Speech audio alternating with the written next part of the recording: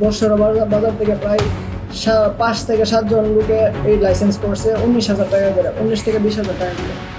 আর আমরা একসাথে 3 জন আসছিলাম। উনি বলছে ভাই এখন তো অনেক টাকা পয়সা লাগে, বিভিন্ন দিকে দিতে হয়, 25,000 টাকা লাগবে, তবে আপনার জন্য একটু স্যার আপনার জন্য 20,000 টাকা, মানে 20 থেকে 25 এমন আছে আপনি দিয়ে